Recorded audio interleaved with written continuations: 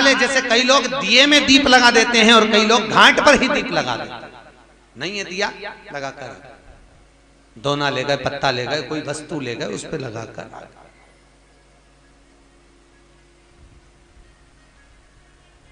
समर्पण। महाराज अब दीप दान का फल क्या है? घाट पर जो दिया लगाया जाता है वो ज्यादा पुण्य फल पर देने वाला है कि गंगा जी में जो छोड़ते हो वो ज्यादा फल देने वाला है? बोलो जम के बोलो बोलो। जो गंगा जी में छोड़ते हैं वो ज्यादा फल देता है। कौन सी पुराण में लिखा था कि गंगा में छोड़ो, यमुना में छोड़ो, सरयू में छोड़ो तो वो ज्यादा फल देगा? गंगा कौन? क्या बोलते हो? गंगा माँ। अब तुम्हारी माता जी यहाँ बैठी है, वो की छाती पे दिया धर दे, बोलो अच्छा लगेगा? बोलते जाओ, लगेगा? हरिद्वार ले जा, रोटी भी दे रहा है, रिजर्वेशन भी कराया, लेकर गंगा जी हरिद्वार भी गया, पंडित जी को देकर कम से कम 2-4 हजार रुपए तो खर्च करके ही आएगा। तो इससे तो जिंदा जी अम्मा को गंगा ले जाता तो दूसरी बार मरी हुई को ले जाने की जरूरत ही नहीं पड़ती। जीते जी ले जाता तो कोई उसको भी तृप्ति होती, मेरा बेटा मुझे जीते जी गंगा नहाने ले गया। और मरने के बाद ऐसी झोली में धोकर ले जाओ। होता है जब कोई मर जाता है तो शमशान से 2-4 जब उसको हरिद्वार कहाँ पे ले जाते हैं ना, इलाहाबाद वगैरह, तो वो छोटी छोटी हड्डियों के टुकड़े घर पे लाते हैं। फिर वहां पर बहू उनको दूध से धोती है, रोती है। अच्छा पूछो क्यों रो रही? हमारी इतनी बड़ी अम्मा थी पर डोकरी मरी तो यहां धरी। अब हड्डी के टुकड़ों को प्रणाम कर रही है, उससे अच्छा जीते जी माता पिता के चरणों को प्रणाम कर लेती तो कितना आशीर्वाद मिल जाता सारा। जीते जी ब्राह्मण को भोजन कराओ। यहाँ तो श्रीमद वल्लभाचार्य जी ने मायावाद का खंडन करा जगन्नाथपुरी में, इसलिए वहां पर एकादशी भी उल्टी लटकी। जगदीश में एकादशी कैसी लटकी है? उल्टी। क्योंकि जगन्नाथपुरी में मायावाद का खंडन श्रीमद वल्लभाचार्य जी ने करा, और मायावाद का खंडन कर कर कहा, पंडित लोग बोल रहे थे कि मरने के बाद एकादशी का दान करो, तो श्रीमद वल्लभाचार्य जी ने कहा जीते जी एकादशी का दान करो। क्यों? मरने के बाद गरुड़ पुराण में लिखा है 10 दिन तक जीवात्मा रहती है। कितने दिन?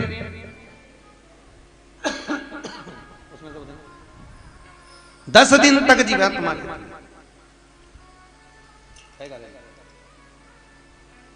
और 10 दिन तक जीवात्मा निवास करती है, और 10 दिन के बाद जीवात्मा अपने धाम को चली जाती है। सही है क्या? आपको भी मालूम होगा 10 दिन का कर्म होता है। पंडित जी एकादशी का दान कब करवाते हैं? 12वें 13वें में, जो 12 दिन होते हैं तब कराते हैं। 10वें दिन अगर जीवात्मा चली गई तो तुमने जो एकादशी करी उसका पुण्य कब मिलेगा? बोलो जम के। तो श्रीमद वल्लभाचार्य जी ने लिखा मायावाद का खंडन कर कर, जल भेद ग्रंथ के अंदर, कौन सा ग्रंथ है? जल भेद। जल भेद ग्रंथ के अंदर श्रीमद महाप्रभु जी वर्णन कर रहे हैं, श्रीमद वल्लभाचार्य जी कर रहे हैं कि अगर एकादशी का दान करना है तो जीते जी करो। अपनी करी हुई एकादशी अगर कोई तड़प रहा है, मर रहा है, पलंग पर सड़ रहा है, प्राण छूटने वाले हैं, हॉस्पिटल देखने के लिए गए हो, अपनी करी हुई एकादशी में से 2 एकादशी उसके नाम से संकल्प देकर जल उसको पिला दीजिए। उसको एकादशी का पुण्य करना, सैया करना, जीते जी करना, ब्राह्मण को भोजन कराना, जीते जी कराओ। मरने के बाद की कोई गारंटी नहीं है कि कौन क्या करा रहा है और तुमको मिल रहा है कि नहीं मिल रहा। क्या ऊपर से नीचे आकर बोलोगी कि हे लल्लू मेरे को तो भोजन ही नहीं मिला, एक बामण और जीमा, तो ये बोला नहीं जाएगा। करो, सत्कर्म करो, अपने जीते। मरने के बाद की कोई गारंटी नहीं। कभी चक्कर में मत पड़ो, कुछ प्राप्त नहीं होना, फालतू की बात है। मरने के बाद तो ये भी नहीं मालूम कि तुम कहाँ हो।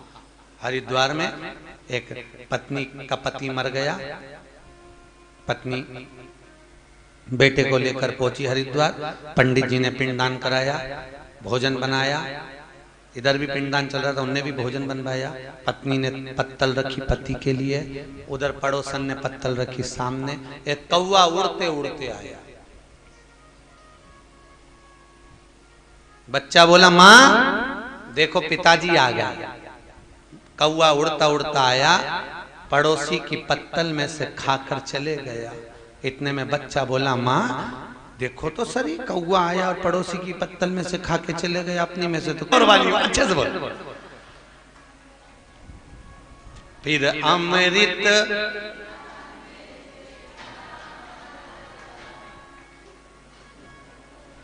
कभी अपनी बोतल किसी को, माँ बाप की इज्जत नहीं होती, उस घर में देखना कभी बरकत नहीं होती। जहां माता पिता का सम्मान हो, आदर हो, सत्कार हो, वहां पर लक्ष्मी बढ़ती है।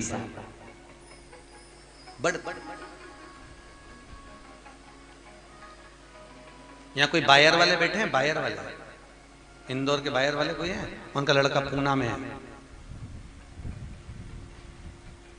कह रहे थे हमारे पिताजी आपकी कथा में आए हैं गुरुजी, आज उनका जन्मदिन पे बधाई संदेश आया था। हम अच्छा ठीक ठीक, अच्छा फायर वाले बोले होंगे, हम बायर वाले सुने हैं, राम जी गड़बड़। तो कह रहे थे गुरुजी पिताजी और माताजी कथा सुनने के लिए आए हुए हैं और हम यहीं पर YouTube फेसबुक पर आपकी कथा का आनंद ले रहे हैं। हमने कहा चलो बच्चों को कम से कम संस्कार तो ऐसे दिए हैं माता पिता ने कि बच्चों को इतना समय मिले कि वो कथा सुन रहे हैं। पापा मम्मी को भी भेज दिया, जाओ तुम तो कथा सुनो, सत्संग सुनो। ये तो आज के समय में तो और कह दें कहाँ जा रहे हो कथा में, अभी तो गए थे।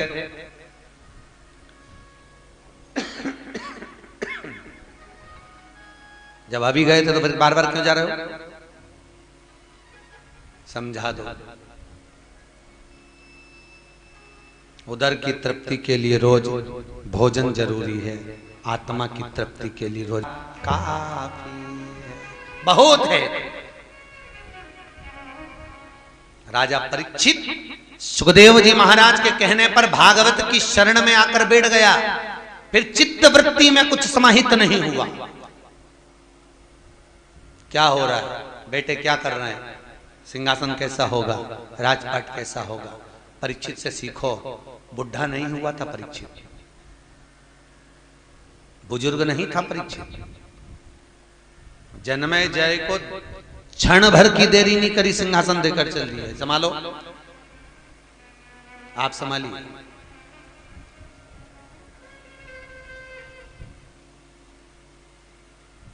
महाराज अब यहां द्रौपदी के 5 पुत्र सो रहे हैं और अश्वत्थामा वो द्रौपदी के 5 पुत्रों को रात्रि के समय पर जाकर मार रहा है।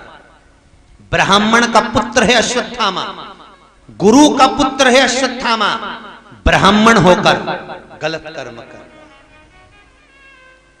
ब्राह्मण होकर गलत कर्म कर। अच्छा बताओ, एक ब्राह्मण का बेटा होकर ऐसा क्यों कर गया रे? अश्वत्थामा तो इतना विद्वान था, उसने क्यों मारा सोते हुए ब्राह्मणों और बच्चों को? क्यों मारा? ज्ञान की मणि लगी हुई थी। होता है, गर्ग संहिता में लिखा है कि व्यक्ति प्रखर होता है तो खुद चारों तरफ तो प्रकाश करता है पर स्वयं अंधेरे में डूबता चले जाता है। दिया जलते हुए देखा है? अरे बोलो तो, प्रकाश कहाँ है? पूरे कमरे में। अंधेरा कहाँ है? दिए के। ज्ञान की मणि का प्रकाश चारों तरफ फैलेगा पर सुता अंधेरे में डूबेगा। बहुत विद्वान व्यक्ति, बहुत विद्वान व्यक्ति कहीं अभिमान में इतना समाहित हो जाता है कि उसको सामने वाला अनभिज्ञ नजर आता है। की मणि उसकी भी अगर प्रखर हो गई अश्वत्थामा जैसी, तो उसको सामने वाला व्यक्ति अनभिज्ञ दिखेगा, उसको लगेगा इसको कुछ नहीं आता है। ये तो यूं ही हुई थी। उस मणि का प्रकाश देखकर अश्वत्थ बैठा था एक बार बाहर, विद्वान था, ब्राह्मण का बेटी डाल के बाहर बैठा हुआ था। इतनी देर में रात को एक उल्लू आ गया। उल्लू उड़ता हुआ आया और उड़ता उड़ता उल्लू पेड़ पर बैठा। पेड़ पर उल्लू ने देखा, उसे भी ज्ञान ले गया। इतना विद्वान होकर मस्तक पर मणि लगी हुई थी, ज्ञानवर्धक मणि, और उस मणि के बल पर अश्वत्थामा उल्लू से ज्ञान लिया कि रात के समय उल्लू ने कौओं को मारा और पेड़ पर खुद बैठ गया। तो अश्वत्थामा ने भी रात को जाकर द्रौपदी के 5 पुत्रों का वध कर दिया कि ये दिन में नहीं मर रहा है तो कम से कम रात को तो मरेगा। ये उल्लू से सीखा। बहुत ध्यान रखना, अपनी जिंदगी में सत्संग करो, संकीर्तन करो, पर कहां बैठकर करो, किसकी शरणागति में करो, कहां बैठकर सत्संग का स्मरण करना है, यह हमारा शास्त्र बताता है। भागवत जी में यहां तक लिखा हुआ है कि कथा कहां बैठकर सुनना चाहिए, उसका भी नियम लिखा है। कथा कहां बैठकर सुने उसका भी नियम है। कई लोग कहते हैं आसन पर बैठकर सुनो, कोई कहता है इस पे बैठकर सुनो। यहाँ तो श्री गर्गाचार्य बाबा स्वयं गर्ग संहिता के अंदर लिखा है सत्संग कहाँ बैठकर करना, कथा कहाँ बैठकर सुनना। अगर पहचान वाले के पास में बैठकर सुनोगे, कोई भी बात अच्छी आई तुरंत बात में लग जाओगे, और दुश्मन के पास में बैठ के सुनोगे और जरा सी भी नींद का झोंका आया, ऐसी देगी न धर के 7 दिन तक नहीं आएगा। काहे को बैठे वाले?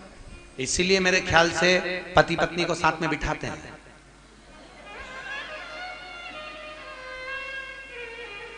क्योंकि एक इंडिया है तो एक चीन है, इसीलिए दोनों को पास में बिठा।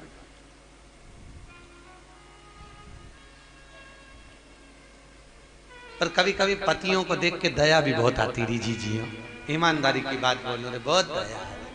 तो लगा ये मेरी पत्नी आगे है, इसको काट खाएगा, और पत्नी को काट खाएगा तो रोटी कौन बनाएगा, टिफिन कौन बनाएगा, बच्चों को इस तैयार कौन। पत्नी पीछे खसक गई, कुत्ता और आगे आया, पति पत्नी दोनों पीछे हटे। अब तो पति को लगा ये कुत्ता काट खाएगा। इतने में जैसे कुत्ता लपका, पति ने पत्नी को गोदी में उठा लिया। गोदी में इसलिए उठाया कि मेरे पांव में काट ले पर पत्नी को नहीं काटे। जैसे गोदी में उठाया कुत्ता भाग गया। जैसे कुत्ता भागा, इसने पत्नी को नीचे उतारा। इतने में पत्नी नीचे उतरते सी बोली, तुम में तो रत्ती भर की अक्ल नहीं है, तुम्हारे जैसा आदमी भगवान किसी को नहीं दे। बताओ, दुनिया के लोग कुत्ते को भगाने के लिए पत्थर उठाते, तुमने मुझे उठा लिया। और बेचारे की किस्मत में यश नहीं लिखा तो कई करे बात, ये बताओ। वो करे तो करे, तो कितना भी अच्छा होता है। उल्लू की चिदानंद प्रकृति लेकर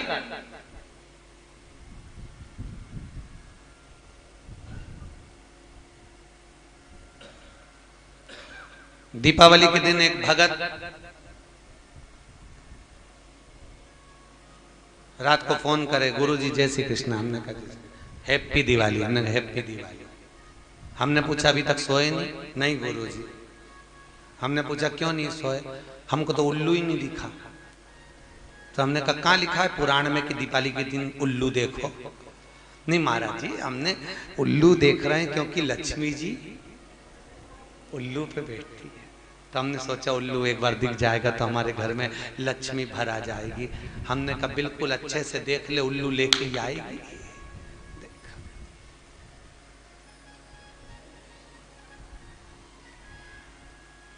अपने यहाँ दीपावली के दिन जिस लक्ष्मी जी की मूर्ति की पूजन होती है, उस मूर्ति के पास में उल्लू नहीं होता और नारायण नहीं होता।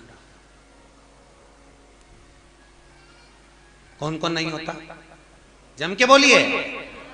ना नारायण होंगे ना उल्लू होगा, केवल लक्ष्मी जी बैठी है।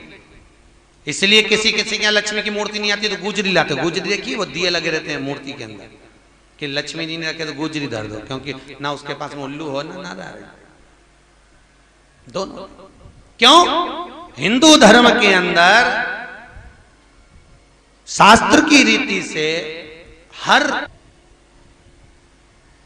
गज, और नारायण क्यों नहीं होते पास में? नारायण ना होने का कारण क्या है? क्यों?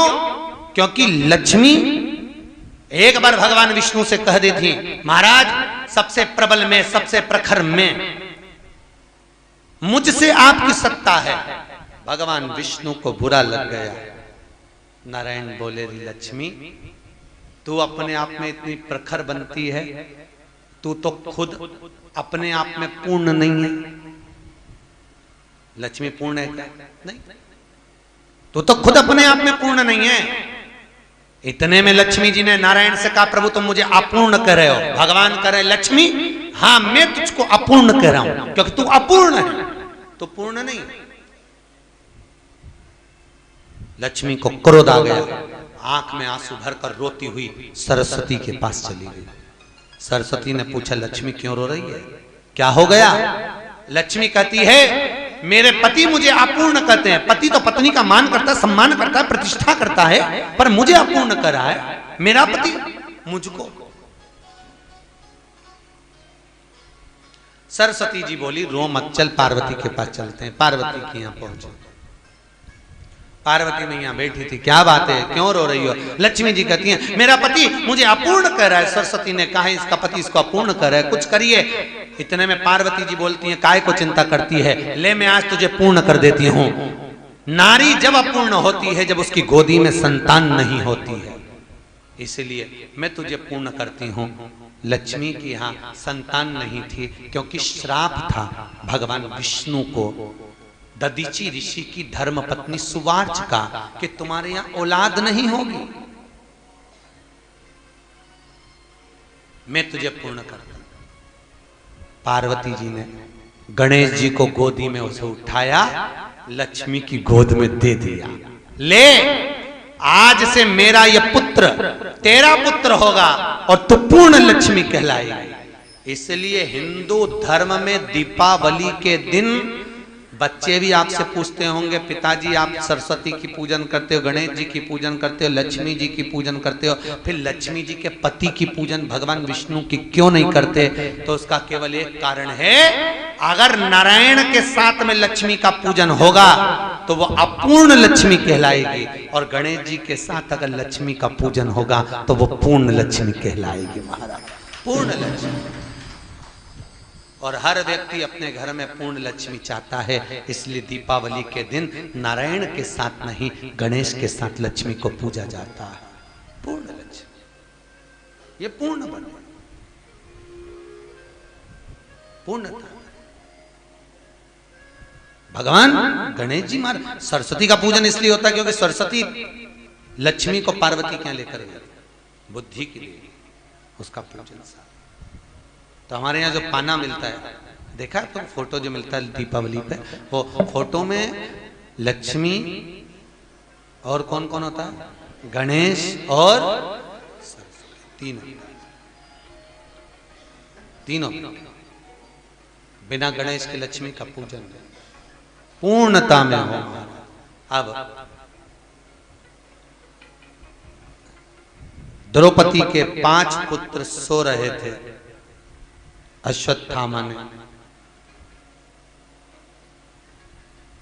मार दिया, प्राण छूट गए। द्रौपदी रोती, पुकार पड़ी, भगवान के आवाज लगाई। भगवान उठकर भीम और अर्जुन से बोले, तुम जाओ जरा देखो द्रौपदी क्यों रो रही है, जाइए। पूछा क्यों रो रही? मेरे पुत्रों का वध कर दिया। अश्वत्थामा ने सोते हुए पुत्र को मारा। द्रौपदी को पुत्र मर गए उसका गम नहीं है, द्रौपदी को गम इस बात का है। देखो, पांडव के पुत्र मरे थे तो 2 बहुत रोए थे, एक दुर्योधन बहुत रोया था, एक द्रौपदी बहुत रोई थी। तो दुर्योधन से पूछा अश्वत्थामा ने, पांडवों के पुत्र मर गए तू क्यों? मुझे नहीं मालूम था कि वो पांडव के पुत्र सो रहे हैं, मैं तो समझा कि पांडव सो रहे हैं, तो तुमने पुत्रों को क्यों मारा? तो अश्वत्थामा कहते, क्या हुआ, बाप नहीं मरा, बेटा तो मर गया, तुम्हें तो प्रसन्न होना चाहिए, फिर रो क्यों रहे हो? दुर्योधन कहता रोने का केवल एक कारण है, हम भी मर जाएंगे, हमारे ये पांडव भी मर जाएंगे।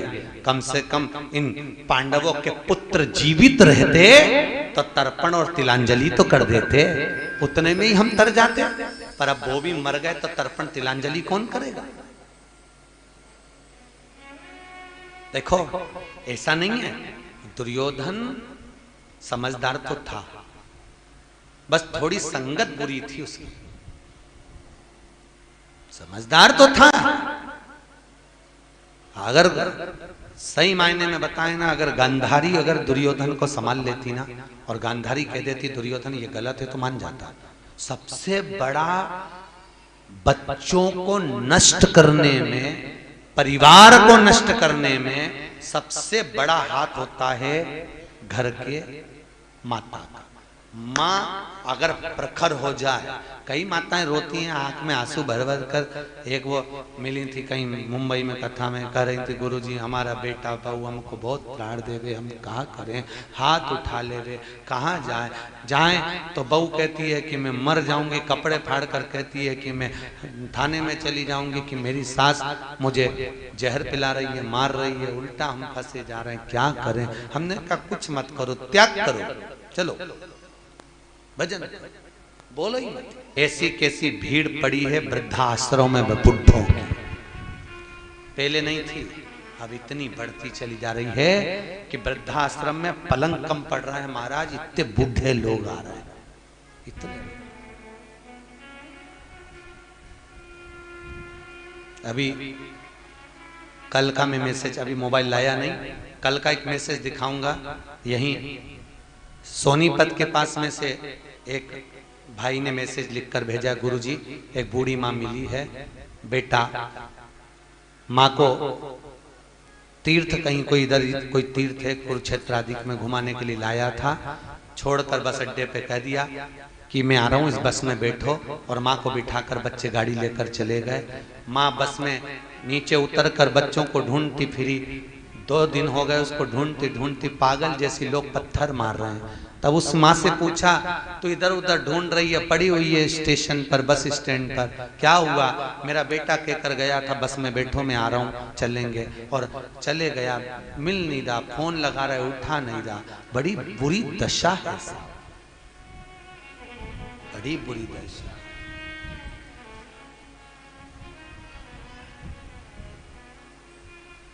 लोग हमसे कहते हैं महाराज आप कहते हो कि वृद्धाश्रम भारत की भूमि पर कलंक है, क्योंकि माता पिता की लोग सेवा नहीं कर पा रहे, कलंक ही माना जाएगा। और आप खुद वृद्धाश्रम बना रहे हो, बस केवल बनाने का एक ही कारण है कि इनका गति क्या होगी, इनकी अवस्था क्या है। कम से कम मंदिर में भजन करेंगे, 2 रोटी खाएंगे, भगवत नाम तो जपेंगे। अवस्था बहुत कठिन है महाराज। फिर कहूंगा संत बनना सरल, साधु बनना सरल, पर गृहस्थी बनना कठिन है महाराज। पूरा जिंदगी नोच नोच कर दे दिया जाता है और आखिरी में भी कोई सुख का अनुभव नहीं होता। बहुत किस्मत वाले हो आप सब, बहुत किस्मत वाले हो। सुखदेव जी महाराज से विनती करना आप जैसी किस्मत सबको दे। आपके बहू बेटा बहुत अच्छे हैं, इसलिए आप कथा में बैठे हो, सब सत्संग सुन रहे हो, बहुत किस्मत वाले, भगवान अच्छे, बहुत भाग्य। सत्संग में रुचि तो बने। और फिर निवेदन है माताओं भाइयों, बुढ़ापा शरीर जब होता चले जाए, मुख को मौन करना प्रारंभ कर लो, चुप रहो। बोलोगे नहीं सुनेंगे तो दुख तुमको होगा, तो क्या किसको रोइए चादर तान के सोई, अपने को नहीं बोल। बहुत मस्ती, बहुत मस्ती। और तीर्थ में कथा में आए हो ना, बहुत प्रसन्न रहना, जिंदगी का सारा सुख आपको मिल गया, ऐसे आनंद में रहना, मुख उतार कर नहीं। दुख भी होगा ना तो प्रसन्न रहना। सुखदेव जी महाराज भी कहेंगे मेरे घाट पर आकर इतनी खुश है, घर में जाती है इतनी दुखी रहती है, जा आज से तो खुश ही रहना, भगवान भी प्रसन्न कर कर भेज देगा आपको, दुखी ना हो। दुख का अनुभव ना हो आप। लोग हमसे कहते महाराज जी 2100 रुपए, वन मेंबर 2100 रुपए लिया, 100-125 लोग आप आए हो, कितने रुपए लिया है? 2100 रुपए। 2100 में आपका ठहरना, खाना, चाय, नाश्ता, भोजन, आनंद, ये सब आपका 2100 में। मेरे को कल वो बोल रहे थे, यहाँ पर कथा हुई अभी कुछ दिन पहले, एक एक पोथी का 21-21 हजार था। अभी एक महाराज कथा करके गए और उसमें वन मेंबर 4, और लोग तो भी भूख से बलबला रहे थे, खाना तक नहीं मिल पा रहा था। तो 2100 में पूर्ति कैसे होती होगी कि 2100 में लोग यूं थूक कर छोड़ आते हैं, 2100 में 7 दिन रहना कहते हो तो वो 21,000 के बराबर हो जाता है। कराने वाला ठाकुर जी बैठा है, सब कराता है। आप जो देते हो दान सहयोग जो मिलता है, आप लोगों की पूर्ति में आपकी पूर्ति हो जाती है। करना क्या है?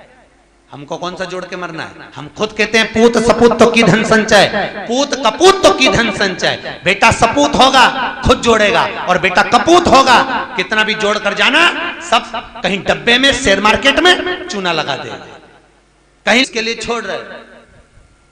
अगर आपने कुछ दिया है तो आपको समर्पित कर कर जाएंगे, क्योंकि हमको ले जाकर यहाँ से बोझा ढोकर थोड़ी ना जाना है।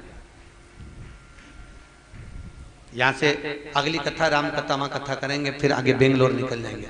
कथाएं निरंतर करना क्या है? अपन बात कर रहे थे कि कई लोगों का व्रत है, उस दिन एकादशी पड़ गई थी शायद, एकादशी का व्रत चल रहा था, तो एकादशी है और ऐसा है और वैसा है, तो अब जीवड़ा कर रहा खा लूं, एक मन कर रहा एकादशी है खाऊं नी खाऊं, मन कर। शास्त्र कहता है, भगवान खुद कहते हैं, खूब चरो पर एकादशी करो, मुख उतार कर नहीं, खूब। हम तो आप लोगों से भी कहते हैं, आधा किलो चिप्स तल के रख लो, मूंगफली का दाना, चक्की सब बना के रखो, फ्रिज पे, कूलर पे, वॉशिंग मशीन पे, जहां से निकलो वहीं चरो, एकादशी करो, खूब खाओ, भूखे रहकर नहीं। और यहां भी निवेदन है, नाश्ता भी करना तो ऐसे मत करना कि कोई कमी हो, तुम तो खूब डट के निपटाओ। कितना खाओ? उतना जितना पचा सकते हो, और कमाओ उतना जितना भोग कर सकते हो। ज्यादा खाओगे अपच हो जाएगा, परेशानी तुम्हारी बढ़ जाएगी, और ज्यादा कमाओगे लोगों की दृष्टि में आ जाएगा तो इनकम टैक्स वाला घर पहुंच जाएगा। तो हम तो कई पैसे वालों के यहाँ जाते ना कथा करने के लिए, तो हम यही देखते हैं कि बेचारे कमा किसके लिए रहे। बहुत पैसे वाले व्यक्ति इतना कमाते, इतना कमा, व्यक्ति इसीलिए कमा रहा है क्योंकि इनको देना है, खुद के लिए नहीं कमा रहा, इनके लिए कमा रहा। कमाएगा इनको देता जाएगा, तो इससे तो भैया कम कमाओ, पति पूछ। मां प्रेम परोसती है, और आज के समय में नारी भोजन पति कर रहा है, तब समस्या परोसती है। बच्चे वहां गए थे, ऐसा हो गया, भाई 2 रोटी खा लें देरी लीला भाई, 2 रोटी। वो प्रेम से खा लेगा, उसको सुकून का अनुभव होगा। महाराज पोथी पढ़ पढ़ जग मुहा पंडित भयो ना कोई, प्रेम आखर प्रेम को पढ़े सो पंडित। हम प्रेम की भाषा को समझे, माता पिता के अनुमोदन को समझे। अश्वत्थामा ने द्रौपदी के 5 पुत्र को मार दिया, अश्वत्थामा को पकड़कर लाया गया, दुर्योधन भी रोया। क्यों? परिवार वाले जीवित रहते तो तिलांजलि करते। द्रौपदी भी रोई, क्यों? क्योंकि मेरे पुत्र पलंग पर सोते हुए मर गए, इनको तो युद्ध के मैदान में मरना था, तो मैं प्रसन्न हो। राम कथा में लिखा है, दशरथ जी के मरने पर भरत जी खूब रोए। गुरु बाबा ने कहा किसके लिए रो रहे हो? तुम्हारे पिता चले गए उसके लिए? तो गुरुजी का नैमिषारण्य कथा, हरिद्वार कथा, जगन्नाथ कथा, ऐसी कौन सी कथा है जो छोड़ी हो उन्होंने? खूब सुनी और बच्चों में भी वो संस्कार दिए कि सुनो कथा में अग्रण्य रहो, और पति से भी कहती थी करते रहो।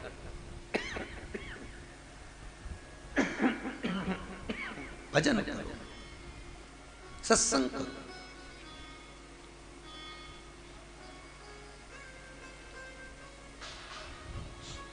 पर संसार में आकर भटकना नहीं, कहे ना हम तेरी दुनिया में आकर खो गए, लेना था हरि नाम और हम सो गए,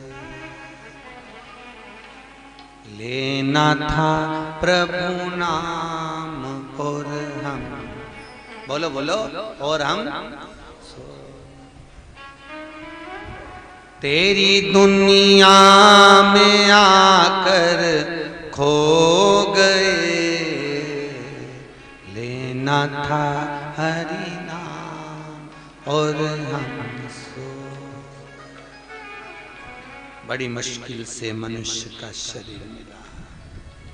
अश्वत्थामा को पकड़कर खड़ा करा, द्रौपदी से कहा इसके मस्तक पर मणि है, तलवार ले द्रौपदी, निकाल दे, इसका शीश काट दे। पहले अश्वत्थामा को मारने का विचार किया भीम और अर्जुन ने, मार तलवार लेके काट शीश। द्रौपदी हाथ जोड़कर कहती है मैं इसका शीश नहीं काट सकती, है मैं ब्राह्मण का पुत्र है, गुरु का पुत्र है, गुरु का पुत्र है। तो द्रौपदी जब बोली तो भीम ने कहा कर्म तो बुरा करा है। बहुत ध्यान रखना साहब, इस कथा में सारे तीर्थों से हटकर कथा चल रही है, बहुत ध्यान रखना। एक व्यक्ति कह रहा था कि हम गंगा के घाट पर रह रहे हैं, हम गंगा नहीं नहाए तो भी हम बैकुंठ जाएंगे। कहां जाएंगे? बोलो जम के, बैकुंठ। जब मरा तो गरुड़ पुराण में जो 94 नरक लिखे हैं, सारे नरकों में जाकर गिरा, सारे नरकों में। तो उसने जाकर वहां पर हड़ताल कर दी कि हम तो गंगा के घाट पे रहते थे, फिर हमें नरक क्यों पटका? तो धर्मराज ने कहा तेरे जैसा पापी दुनिया में नहीं होगा, गंगा के घाट पे रहकर भी कभी गंगा नहीं नहाया तो तेरे बराबर का पापी कौन सा? नरक पटक। बहुत ध्यान रखो, एक तीर्थ में रहने वाला व्यक्ति और एक तीर्थ में आने वाला व्यक्ति, बहुत ध्यान रखना। एक तीर्थ में रहने वाला और एक तीर्थ में आने वाला, दोनों में सबसे ज्यादा पुण्य का भागी कौन होता है? बोलो बोलो जरा जम के बोलो, और नहीं तो घर जाकर करके संहिता पढ़ो। कौन है सबसे ज्यादा पुण्य भागी? जो तीर्थ में आया है, जो रह रहा है वो नहीं। क्यों? क्योंकि वो रह रहा है तो रहते रहते उससे ना जाने कितनी बार झूठ भी बोलने में आएगा, ना जाने कितनी बार कपट करने में आएगा, ना जाने कितनी बार बेईमानी कर जाएगा, ना जाने कितनी बार इस भूमि पर रहकर पाप कर जाएगा। तो वो तो रहकर भी नरक चले जाएगा। और एक आप भले अपने शहर में कैसे भी रहते हो, पर तीर्थ में आकर आप पाप नहीं कर सकते। आपके मन में थोड़ा थोड़ा पुण्य जागृत रहेगा। भजन करोगे, स्मरण करोगे, कीर्तन करोगे, सत्संग करोगे, तो कम से कम जितनी दिन रहोगे उतनी दिन थोड़ा थोड़ा पुण्य तो कर लोगे, पुण्य भाग तो करोगे। पर वही वाली बात हो गई ना, हम तेरी दुनिया में आकर खो गए, लेना था हरि नाम और हम सो गए, लेना था हरि नाम और हम सो गए। हम तेरी दुनिया में आकर खो गए, हम तेरी दुनिया में आकर खो गए। लेना था हरि नाम और हम सो गए। लेना था हरि नाम और हम सो गए।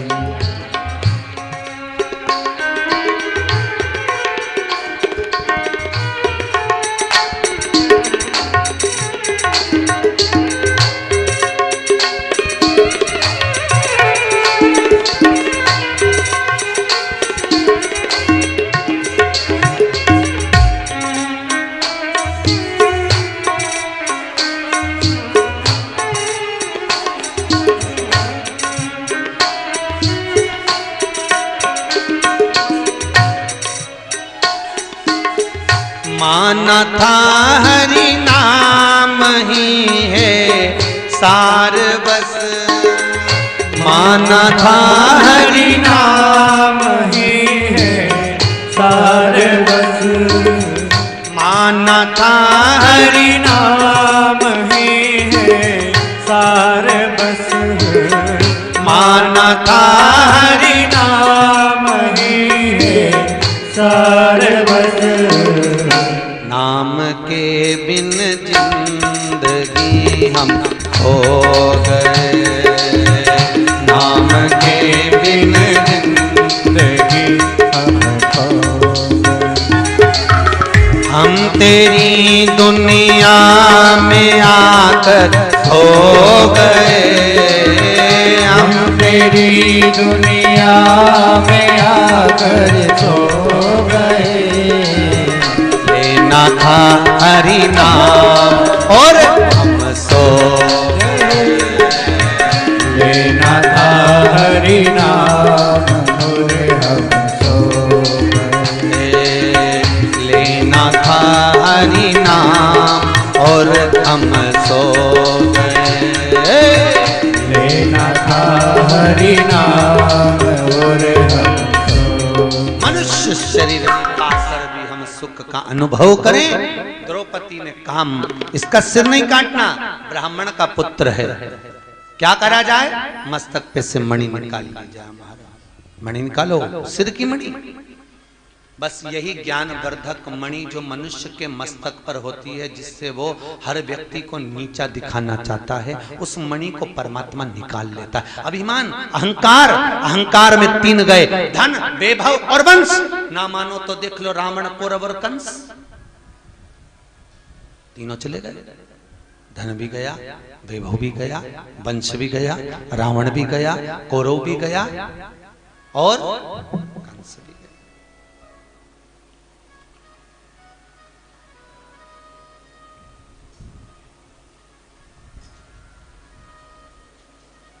महाराज बुधवार के दिन कृष्ण पैदा हुए थे, जन्म लिए थे, और गुरुवार के दिन रावण पैदा हुआ था।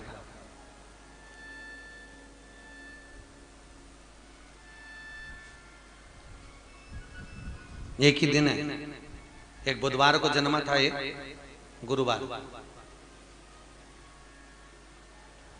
एक अष्टमी को, एक त्रयोदशी।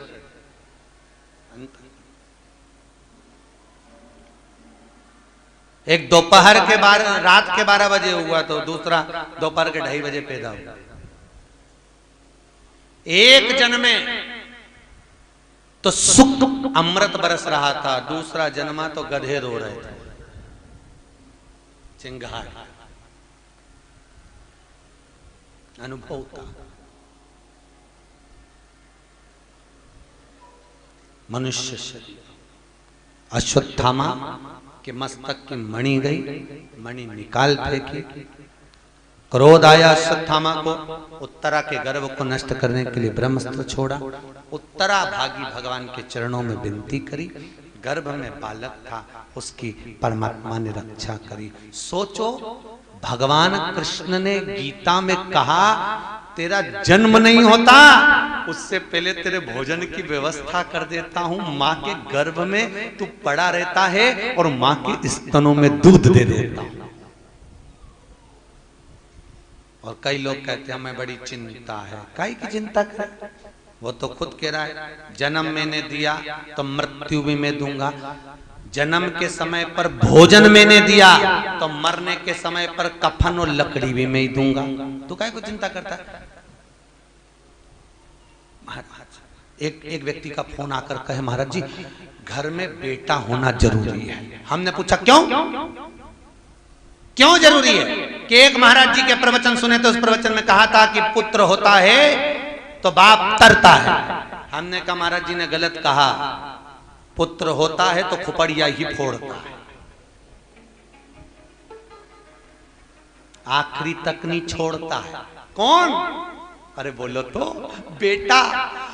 बाप मरेगा, मां मरेगी, चिता पर लिटाएंगे, आदि जलेगी नी जलेगी, बांस में लोटा बांध के कहेंगे फोड़ दे खुपड़िया तेरे मां बाप की।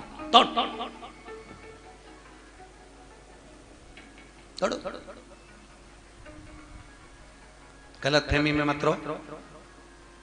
लोग कह रहे हैं बेटा तर्पण करेगा, तिलांजलि देगा तो बाप तरेगा। किसी से आशा मत लगाओ जीजियो, तुम तो खुद अपना भजन करते हुए अच्छे से चलो, ना बेटे की जरूरत पड़े ना बेटे की पड़े। अपनी एकादशी खुद करके चलो, बाद में बेटा दे, बहू दे, परिवार वाले दे, इनसे चक्कर में मत पड़ना। ये देंगे 12वें में तो 10वें के दिन तुम जाओगी तो कौन की एकादशी काम आएगी? बोलो, अरे बोलो जम के, कौन की एकादशी काम आएगी? जो तुम्हारी करी हुई। ये 12वें में भोजन कराएंगे बामन को, और तुम्हारा भोजन जब तुम 10वें के दिन जाओगी तो भोजन कौन देगा? बोलो, जो तुमने भोजन कराया बामनों को, जो जिमाया तुमने सुखताल में आके, जो दान करा, पुण्य करा, सत्कर्म, वो काम आएगा कि नहीं आएगा? अरे बोलो तो सही। अब क्यों चुप रहे हो? हनुमान जी से भी पूछा था क्यों चुप हो? बोलो, तुम भी बोलो, बोलो काम आएगा कि नहीं आएगा? तो फिर अब बेटे का इंतजार करो ना, बेटा तर्पण देगा ना। अभी वो अखबार पढ़ना है तुम फेसबुक के निकाल के, एक बेचारी अहमदाबाद में डोकरी मरी तो बेटी को फोन करा पूना कि आ जाओ, मां मर गई। तो क्या अभी मेरे बच्चों की एग्जाम चल रही, मैं नहीं आ सकती। बेटे को फोन करा अमेरिका, तुम्हारी मां मर गई, आ जाइए। पड़ोसियों ने फोन करा, नहीं आए। ऑनलाइन अंतिम संस्कार कराया गया, ऑनलाइन अंतिम संस्कार। तो क्या भरोसे पे रहो? और 3 दिन नहीं हुए बुढ़िया को मरे, अंतिम संस्कार ऑनलाइन कराया। तीसरे दिन पूना से बेटी भी पहुंच गई, अमेरिका से बेटा भी पहुंच गया। 10वां भी नहीं करा, 5वें दिन पूरी जमीन जायदाद बेच दी, दोनों ने बांट लिया, अपने अपने घर चल दिए। सीता राम हो गया।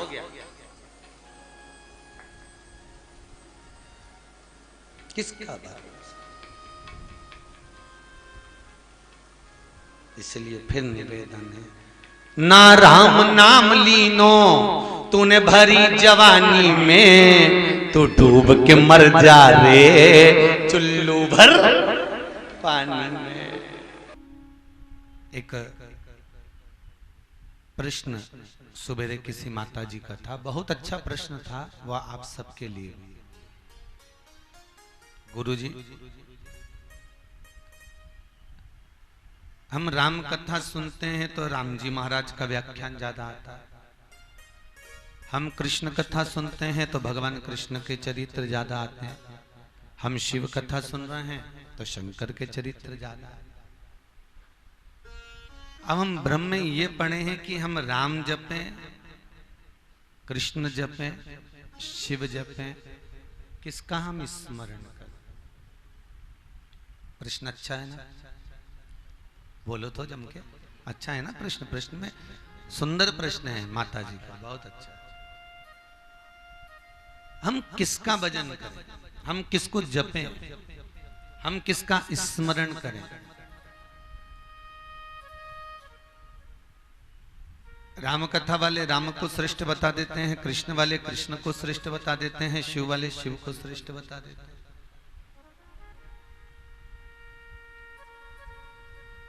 और ब्रह्म हमारा, हम जपें किसको? हम भजें किसको? तो शंकर की कथा में वेद व्यास जी ने कौटि रुद्र संहिता के अंतर्गत ये वर्णन किया है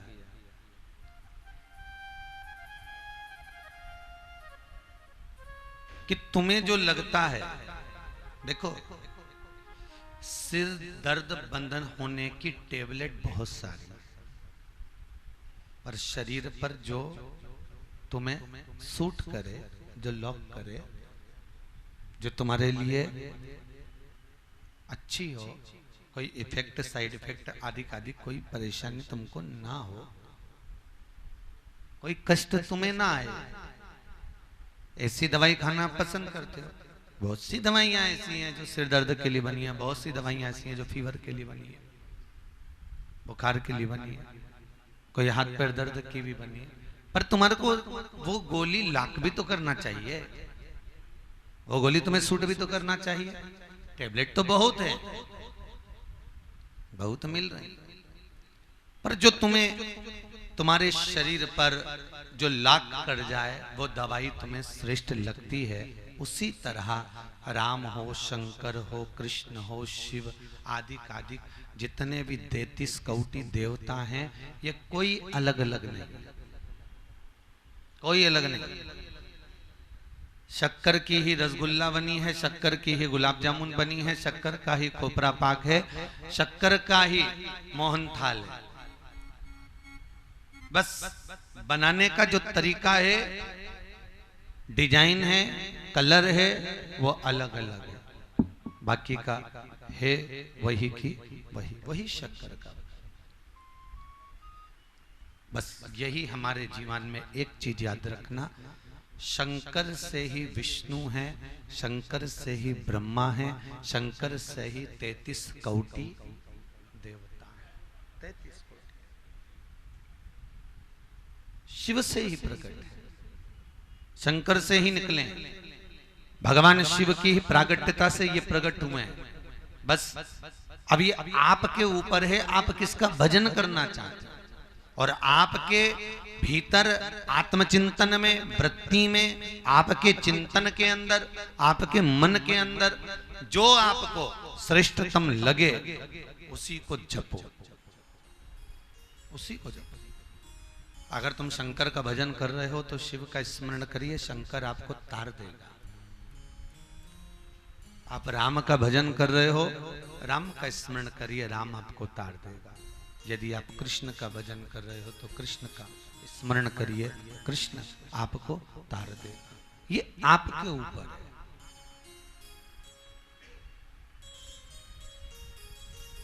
कोई अलग अलग नहीं है, धार वही है। गंगा की जो हरिद्वार से चली वो इलाहाबाद पहुंच गई, इलाहाबाद से चली वही जाकर कलकत्ता पहुंच गई, धार वही है गंगा की। बस उसका आचमन का भाव है कि आप किस जगह पर जाकर गंगा को आचमन कर रहे हैं, गंगा का स्नान कर रहे हैं। शंकर शिव, कई कई लोगों के मन में ये भी एक प्रश्न है, शंकर अलग है क्या, शिव अलग है क्या? क्योंकि कई पंथ वालों ने, आजकल के इतने पंथ हो गए साहब, जो गुरु आगे बढ़ गया उसने अपना एक पंथ बना लिया, जो गुरु अग्रण्य हो गया उसने अपना एक पंथ बनाकर बना लिया कि हम शंभु वाले हैं, हम शंकर वाले हैं, हम शिव वाले हैं, हम राम वाले, हम कृष्ण वाले। पर देवताओं में कोई भेद नहीं है। ये गुरुओं ने जरूर भेद कर दिया, पर देव आदिदेव महादेव भेद करना नहीं बता। शिव में कोई भेद नहीं। कोई कह रहा है शंकर अलग है, शिव अलग है, कोई कहता है शंभु अलग है, रुद्र अलग है। भाई शंकर का ही प्रतिबिंब स्वरूप, भगवान शिव का ही एक स्वरूप, उसी स्वरूप से शंभु भी है, उसी स्वरूप से शंकर भी है, उसी स्वरूप से रुद्र भी है, उसी स्वरूप से महादेव भी, सब उसी में से ही है। बस आपका मन है, आप किस रूप में भगवान का भजन करना चाहो, ये आपके ऊपर है। आप किस रूप में उसको भजना चाहो। कहीं कहीं द्वारकाधीश का भजन होता है तो कहीं छोटे से लल्ला का भजन होता है। वो बड़े लल्ला को मानते ही नहीं, वो तो छोटे लल्ला को मानते हैं, हमारा छोटा सा कन। ये उसका भाव है। वो किस रूप में, कहां, कैसे उसको धारण कर, भेद हमारी बुद्धि में है, भेद हमारी दृष्टि में है। और उस भेद को पाकर हम परमात्मा में भी भेद करने का, हम परमात्मा में भी भेद करने का प्रयास करते हैं। दुनिया में कई कई जो पंथी हैं, जिन्होंने पंथ का निर्माण कर रहे हैं, जो नए नए आकर अपना अपना एक अलग अलग स्वयं को पूजाने के लिए पंथ का जो निश्चितता कर रहे हैं, वो देवताओं को विभाजन करने की बात कर रहे हैं कि महादेव अलग हैं, शंकर अलग हैं, शंभु अलग हैं, रुद्र अलग है, शिव अलग है। पर शास्त्र कहता है ये सब एक, सब एक पूरे। तो नामदेव जी महाराज का चरित्र, रोटी सेक के रखी थी टिक्कर, और कौन लेकर भागा था? कुत्ता। नामदेव जी उसके पास घी की बाटकी लेकर गए। किसी ने पूछा नामदेव वो कुत्ता तुम्हारी रोटी ले गया? नामदेव जी कहते हैं कुत्ता नहीं, ना जाने किस वेश में नारायण मिल जाए। वो कुत्ता नहीं है, वो नारायण है, और ना जाने किस वेश में आकर वो मेरे भोजन को ग्रहण कर रहा है। वो कुत्ता का स्वरूप नहीं। नामदेव जी का चरित्र किसी गीतकार ने पढ़ लिया तो उसने फिल्म में गीत लिख दिया, तुझ में रब दिखता है यारा मैं क्या करूं। ये चरित्र को पढ़ने के बाद लिखा गया, नामदेव जी के चरित्र को ज्ञात करने के बाद लिखा गया कि नामदेव जी को कुत्ते में भी नारायण दिख रहा है। नामदेव जी को हर एक जीव में, चाहे जलचर हो, थलचर हो, वायुचर हो, जितने जीव हैं सब में परमात्मा का जो दर्शन हो रहा है, उसी से ये भान होता है कि हर एक में नारायण, हर एक में शंकर, हर एक में ब्रह्मा, हर एक में इंद्र, सब में समाहित है। सबके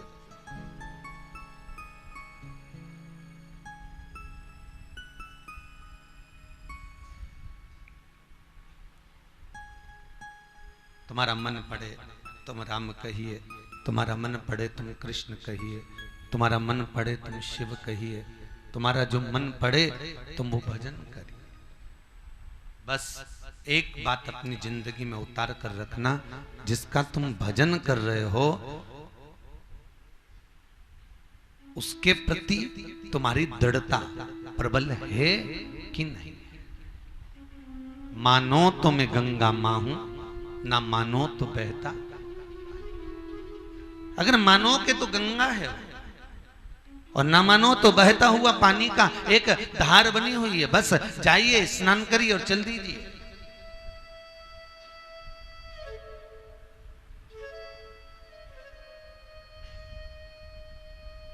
एक बच्चे ने अपनी मां से कहा, मां तो ये बहते हुए पानी में स्नान कर रही है, हरिद्वार में मुझे लेकर आइए कुंभ के मेले में, और इतनी जनता उसमें स्नान कर रही है, इतना इतना पानी में, बहते हुए पानी में इतनी पब्लिक स्नान कर रही है। कोई कपड़ा धो रहा है, कोई नहा रहा है, कोई कुल्ला कर रहा है, कोई मार्जन कर रहा है, और तुम उसमें स्नान कर रही हो।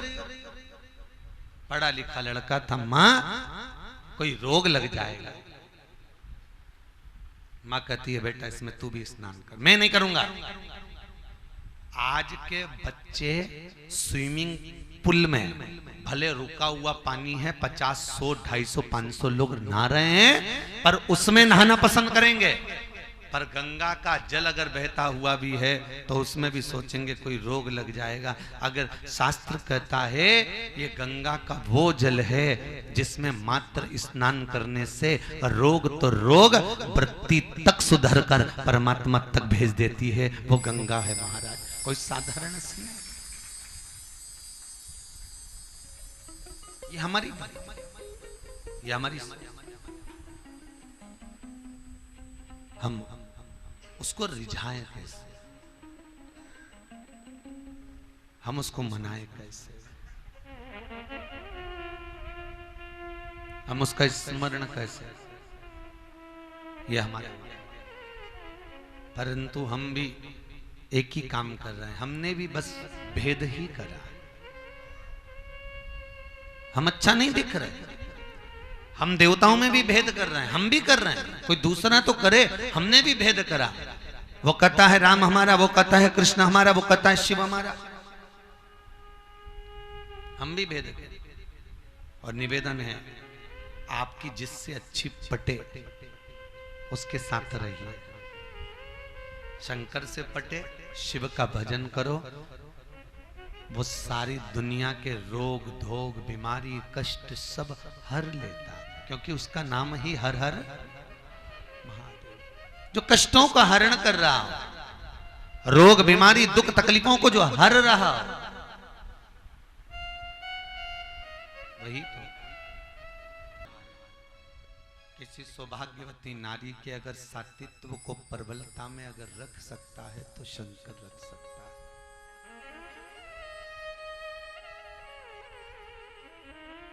कोई प्रखरता में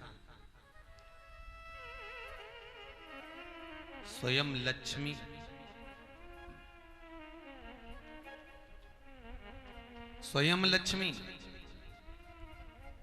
शंकर भगवान से विनती करती है कि मुझे नारायण की अर्धांगिनी बनना है,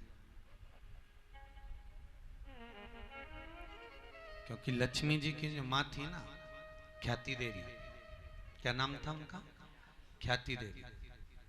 वो लक्ष्मी जी को भगवान शंकर को परणाने वाली थी।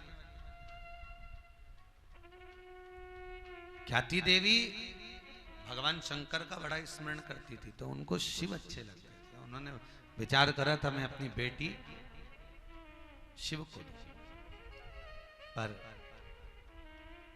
जब सुनते ही लक्ष्मी भगवान शंकर के पास पहुंची। हर हर। अब जैसे ही लक्ष्मी शंकर के पास पहुंची और भगवान भूत भावन भूतेश्वर भगवान शिव से विनती करी, हे कैलाशी, हे विनाशी, हे शंकर, करुणा करिए। शंकर भगवान ने पूछा क्या बात है? लक्ष्मी जी कहती हैं प्रभु बात केवल इतनी सी है कि मैं नारायण को अधिक प्रेम करती हूं,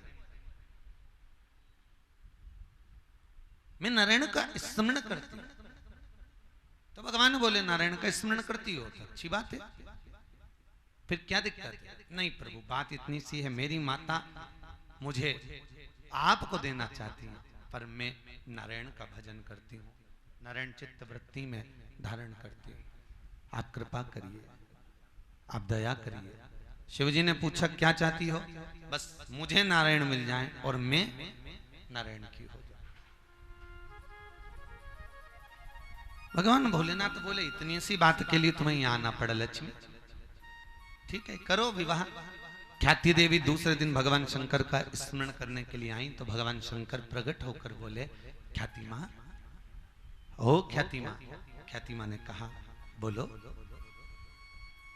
क्या बात है?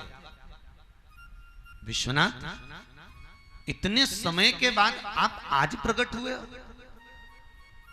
क्या चाहते हो? भगवान शंकर ने कहा ख्याति मां आपसे केवल इतना सा निवेदन है कि आप लक्ष्मी का मंगल विवाह नारायण के साथ में कर दीजिए। लक्ष्मी नारायण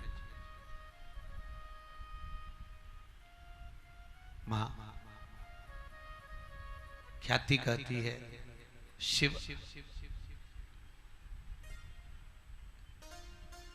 पर मैं आपके चरणारविंद का स्मरण करती हूं तो मेरा यह मन है कि लक्ष्मी भी आपका स्तवन करे।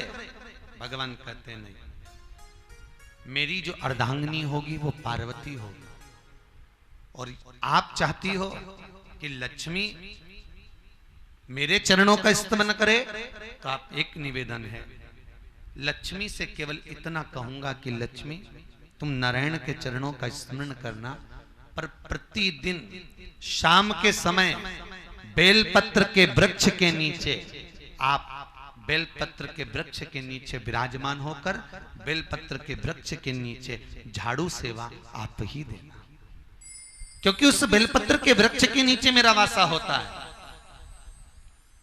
आज भी हमारा हिंदू धर्म, हमारा शास्त्र कहता है जिसके घर में लक्ष्मी की कमी आती है, संपदा अगर कम होती चली जाती है, पैसा घर में नहीं टिकता, कर्जा बढ़ते चले जा रहा है, तो 4 बत्ती का दिया, चौमुखी दिया आटे का बेलपत्री के पेड़ के नीचे सोमवार की सोमवार शाम को लगाना चालू कर दो, मात्र 5-7 सोमवार निकलेंगे, अपने आप लक्ष्मी बढ़ना चालू हो जाएगी, कर्जा चुकना अपने आप समाप्त हो जाएगा अपने आप। आज भी लक्ष्मी वहां विराजमान। कितनी बहन थी लक्ष्मी? लक्ष्मी 2 बहन और लक्ष्मी जी के 2 भाई, 4 भाई बहन का परिवार लक्ष्मी जी का। लक्ष्मी जी की बड़ी बहन थी ज्येष्ठा, क्या नाम था उसका? ज्येष्ठा। ज्येष्ठा को दरिद्रता भी कहते हैं, मॉनिटर बढ़ाई है, दरिद्रता भी कहते हैं। क्या कहते हैं उसको? दरिद्र। तो बड़ी ज्येष्ठा है, छोटी लक्ष्मी है, और लक्ष्मी से छोटे 2 भाई हैं, दाता और विधाता। कितने बहन भाई हो गए? 4। अब ये 4 बहन भाई में ख्याति देवी लक्ष्मी को देना चाहती है शंकर को, समझना एक छोटा सा। और ख्याति देवी की जो बड़ी लड़की है ज्येष्ठा दरिद्रता, ये चाहती है नारायण को। अच्छा अब ये बताओ कौन ऐसी सास होगी जो दरिद्रता को अपने घर में बहू बना के ले जाएगी? अरे बोलो तो सही, कोई होगा ऐसा जो दरिद्रता को घर में लेकर जाएगा? दरिद्रता को कोई ले जाना ही नहीं पसंद करता। और दरिद्रता ज्येष्ठा जो अधिक से अधिक जो प्रेम कर रही है वो केवल नारायण से। तो एक बार भगवान शंकर नारायण की तरफ से ख्याति देवी के यहाँ जब रिश्ता लेकर गए, संबंध लेकर जब पहुंचे, तो ज्येष्ठा को लगा मेरे संबंध की बात लेकर आज शिव आए, प्रसन्न हो गई।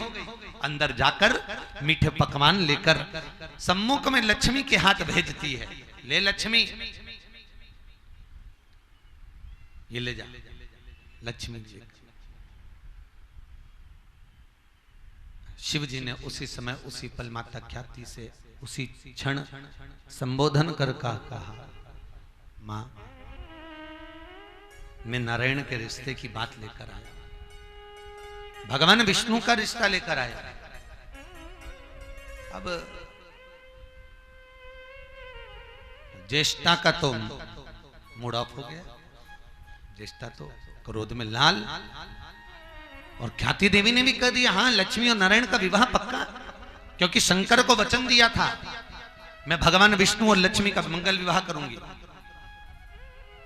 पर ख्याति देवी ने कहा जब तक मेरी बड़ी लड़की का विवाह नहीं होता तब तक मैं छोटी का विवाह नहीं कर सकता, पहले बड़ी विवाह, और रीति भी यही कहती है पहले बड़ी का ब्याह हो जाए छोटी का बना देना। अब भगवान विष्णु और शिव आ गए।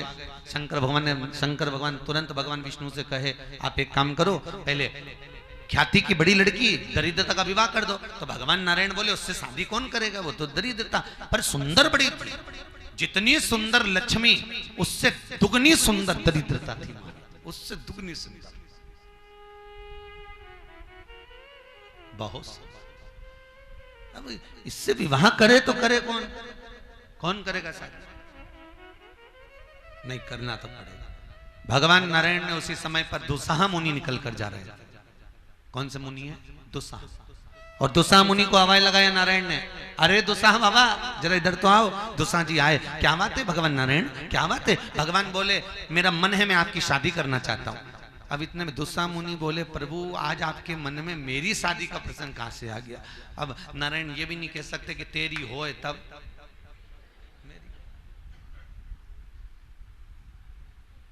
बड़े भाई की शादी में छोटा जो भाई होता है ना बहुत ज्यादा कूद कूद के नाचता है, तुम देखना, क्योंकि उसको मालूम है मेरी लाइन क्लियर हो गई है, उसको ये याद है मेरी लाइन क्लियर। अब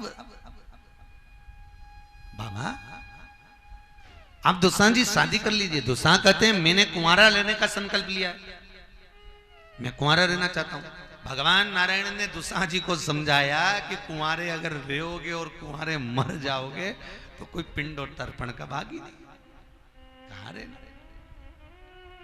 आप विवाह कर। दुस्साह जी ने कहा विवाह तो कर लूंगा पर कन्या सुंदर होना चाहिए। तो भगवान नारायण बोले चलो मैं तुम्हें दिखाता हूं, और ले गए, ज्येष्ठा को दिखा दिया, बड़ी सुंदर, विवाह पक्का हो गया। दरिद्रता का विवाह, ज्येष्ठा का विवाह दुस्साह मुनि के साथ हुआ। दुस्साह मुनि उसको लेकर जब चले, अब दरिद्रता तो दरिद्रता, अब संत मुनि जहां रहते हैं वहां तो यज्ञ अनुष्ठान दान पुण्य सब होते रहते हैं।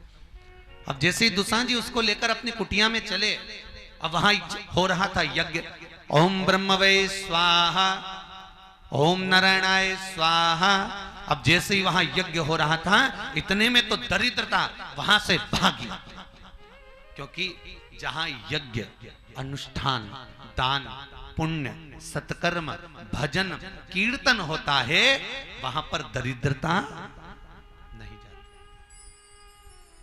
वहां दरिद्रता नहीं पहुंच सकती, नहीं गए, जाने को तैयार नहीं है महाराज। क्या करा जाए? दौड़कर दरिद्रता देवी, ज्येष्ठा देवी भागती हुई सीधे पीपल के पेड़ के नीचे जाके बैठ गई। कौन से पेड़ के नीचे बैठी है? पीपल। इसलिए आज भी हिंदू धर्म में पीपल का वृक्ष घर में नहीं लगाया जाता।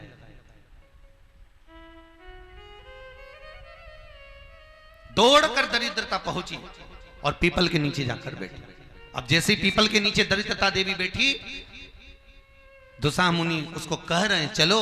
दुसा मुनि के कहने पर भी नहीं जाती। पहले यज्ञ बंद करवाओ, दान बंद करवाओ, पुण्य बंद करवाओ, भगवान का नाम बंद करवाओ, तब मैं चलूंगी। वो जाने को आती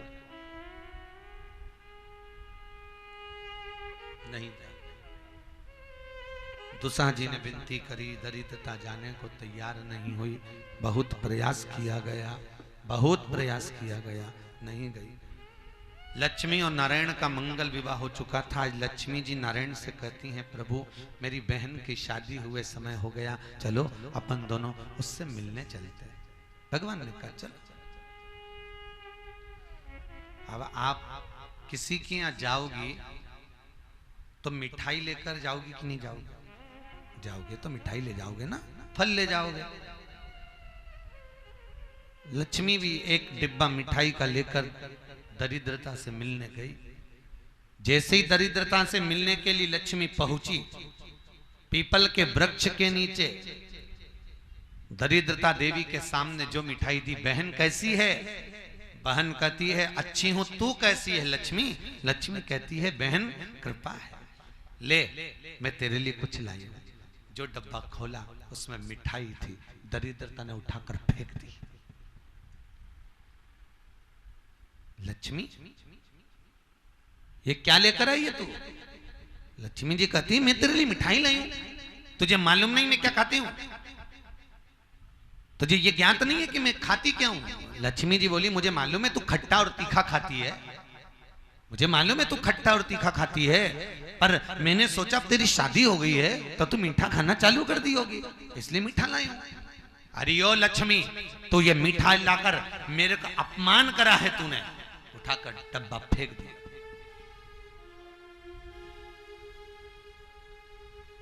दरिद्रता को खट्टा और तीखा पसंद है, लक्ष्मी को मीठा पसंद। क्या पसंद है?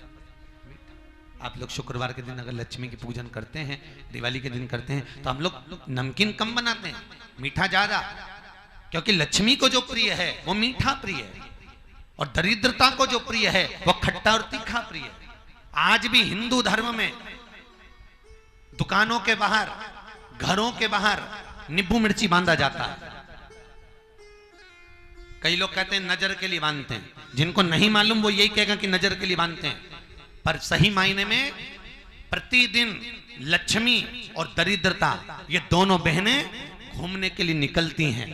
प्रत्येक व्यक्ति के घर में वो जाती हैं। हर व्यक्ति के यहाँ सुबह से शाम तक में दरिद्रता और लक्ष्मी का नियम है, हर व्यक्ति के घर में प्रवेश करती है। बस दरवाजे पर नींबू मिर्ची इसलिए टांगा जाता है कि लक्ष्मी के साथ जब दरिद्रता आए तो वो दरवाजे पे से खा के बाहर की बाहर चली जाए।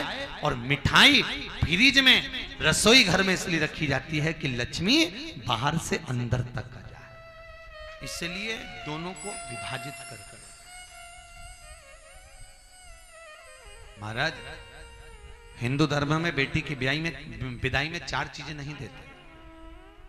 कितनी चीज नहीं देते? 4। पहले नंबर पर झाड़ू। क्या नहीं देते? झाड़ू। दूसरे नंबर पर सुई, तीसरे नंबर पर चलनी और चौथे नंबर पर अचार की बरनी। बेटी की विदाई में नहीं दी जाती। और जिस घर में बेटी की विदाई में ये 4 चीजें दी जाती है, उसके घर में कभी शांति नहीं रह सकती। वो बेटी हमेशा 24 घंटे दुख में ही पड़ी रहेगी। कभी पति क्रोध में, कभी सास क्रोध में, कभी ससुरा क्रोध में, कभी बच्चे चिड़चिड़, कभी रोग, कभी बीमारी, कभी कष्ट।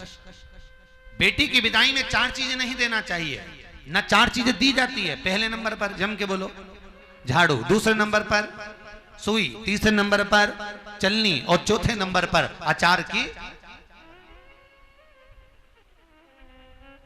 बेटी की विदाई में जहां बेटी की विदाई में खट्टा और तीखा दे दिया जाता है, उसके घर में खटास पड़ जाती है, उसके घर में फिर शांति का अनुभव नहीं होता, उसके घर में दरिद्रता का वासा हो जाता। महाराज, बेटी के ससुर को तुम्हारी हाथ का कितना भी अच्छा लगता हो तो भी हाथ जोड़ के कह देना, बेटा पैसा ले जा, खुद डाल ले, पर हम नहीं देंगे। सब कुछ ले जा, पर ये 4 चीजें हम नहीं देंगे। आचार्य दरिद्रता देवी वहां बैठी, भगवान विष्णु ने कहा लक्ष्मी चलो। नारायण लक्ष्मी के साथ में जब जाने लगे तो लक्ष्मी ने विनती करी, प्रभु मेरी बहन इस पीपल के वृक्ष के नीचे बैठी है, आप कुछ कृपा करिए।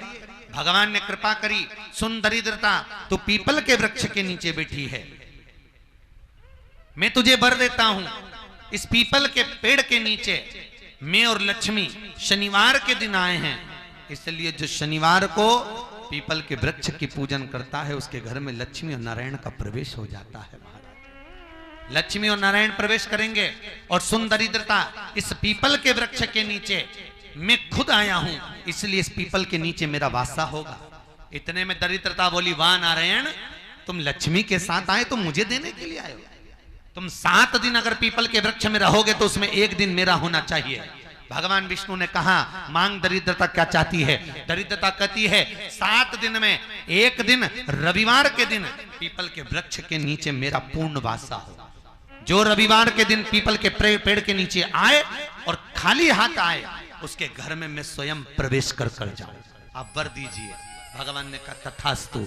रविवार के दिन अगर पीपल के पेड़ के नीचे कोई खाली हाथ आएगा तो उसके घर में तू प्रवेश करेगा।